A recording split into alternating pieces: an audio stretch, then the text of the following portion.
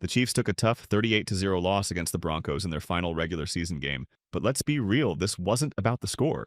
The reason? Most of their key players were resting. With the number one seed already locked up, Kansas City had secured both a first-round bye and a home field advantage for their opening playoff game. So, head coach Andy Reid made the smart call. Give the starters a break and avoid unnecessary risks before the postseason. Now, here's what's wild. 6 other teams also rested their starters this week, yet somehow the Chiefs took all the heat for it. Some fans, especially from a certain team that missed the playoffs, went as far as accusing the Chiefs of purposely losing just to keep their team out of the postseason. But that's just not the case. Andy Reid has used this strategy for years and it works. In this breakdown, I'll explain why resting players was the right move, highlight key takeaways from the game, and even touch on a trade rumor that could lead to a surprising reunion. What's up, buddies? Welcome back. If you are new here, make sure you hit the subscribe button. We cover all AFC West news here on this channel. So, the Chiefs entered their Week 18 regular season finale against Denver, already dealing with some challenges. Their flight was delayed due to rough weather in Kansas City, but they came in with 2 main goals: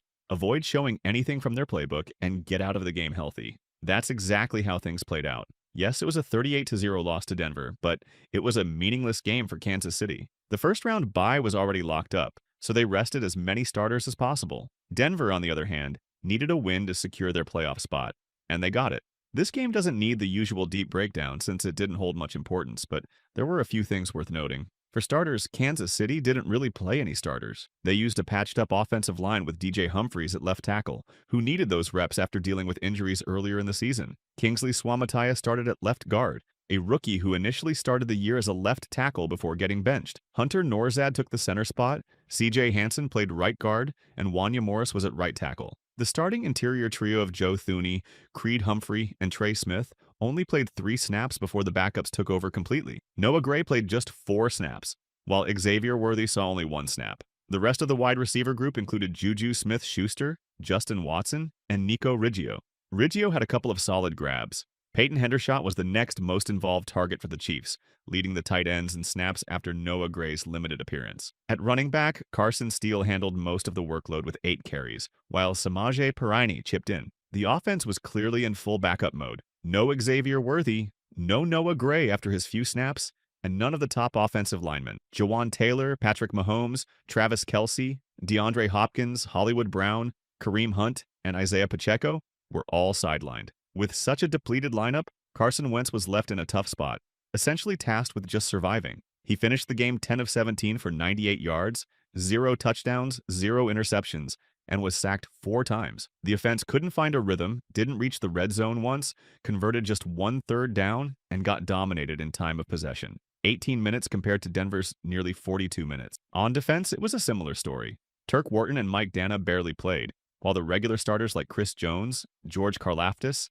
Trent McDuffie, Nick Bolton, Drew Tranquill, and Justin Reed were all inactive. Shamari Connor played briefly before leaving with a shoulder injury. The defensive line was mostly made up of Felix Anudike-Uzomah, Charles Omenihu, Mike Pennell, Marlon Tuipulotu, and Derek Noddy. Linebacker Joshua Uche also saw some time, while Blake Lynch, a player who just joined the practice squad a week ago, ended up playing 25 snaps. Cam Jones led the defense in total snaps, with Leo Chenal getting plenty of work as well. In the secondary, the Chiefs gave a lot of reps to Nazeed Johnson and Joshua Williams at cornerback. Keith Taylor and Roland Wallace also rotated in frequently. Rookie safety Jaden Hicks was a standout, making several plays that showed he has serious potential for the future.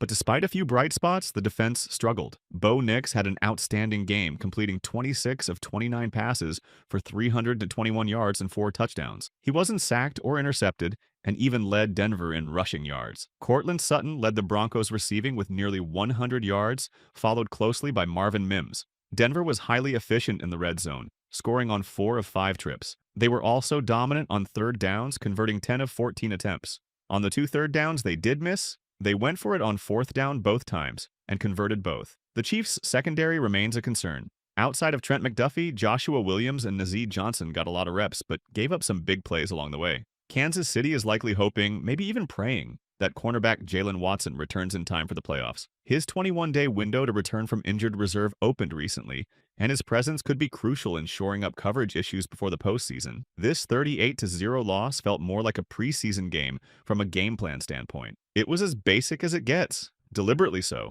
The coaching staff wasn't about to reveal anything strategic against Denver, a team they could potentially face again in the playoffs.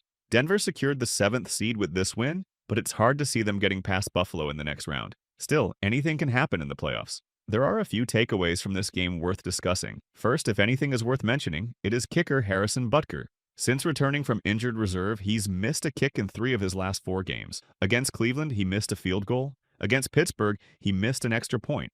And in this game, he missed a 51-yarder. To be fair, his extra point miss against the Steelers came after a 15-yard penalty that made the attempt tougher. But overall, this late-season dip is noticeable compared to his pre-injury form. Before the injury, Butker was nearly perfect. 19 of 20 on extra points and 18 of 20 on field goals, with his only misses coming from beyond 50 yards. Hopefully, with a few weeks of rest, he can shake off the rust and return to his reliable self in the postseason. Moving to DJ Humphries. The decision for the Chiefs now is whether to keep him as the starting left tackle or use him as a depth option. If they keep him at left tackle with Joe Thuney back at left guard, it strengthens the interior line for the run game. However, there's also the option to slide Thuney to left tackle and bring Mike Caliendo back in at guard, as they've done in recent weeks while Humphries was out.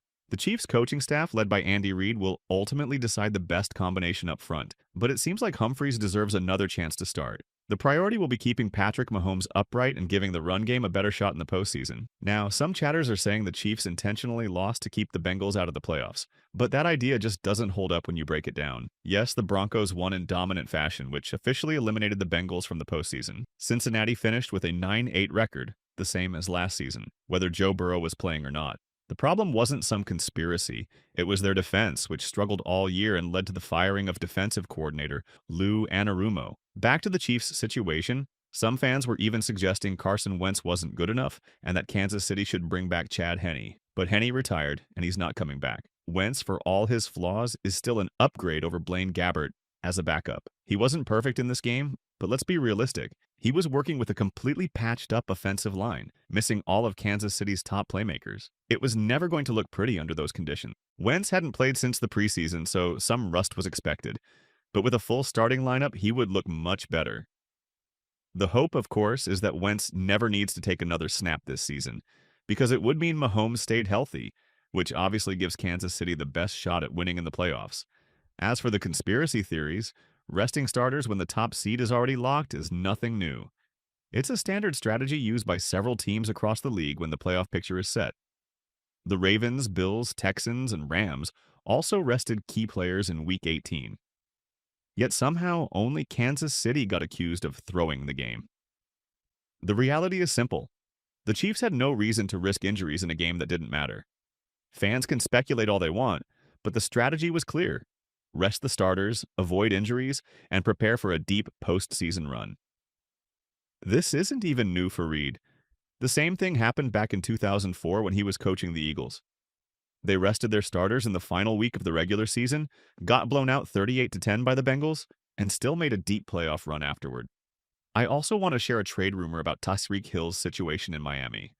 After quitting on his team late in a game against the Jets and posting a farewell message to Dolphins fans, speculation has exploded about a possible reunion with the Chiefs. While the idea sounds exciting, it's not realistic.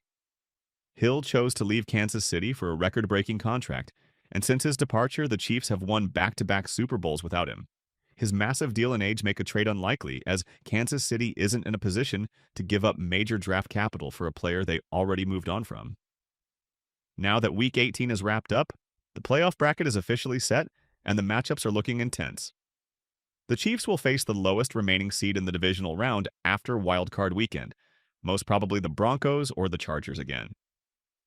Let's see how it goes. So, what do you think about this loss? Was it the right decision to rest the starters? Share your thoughts in the comment section.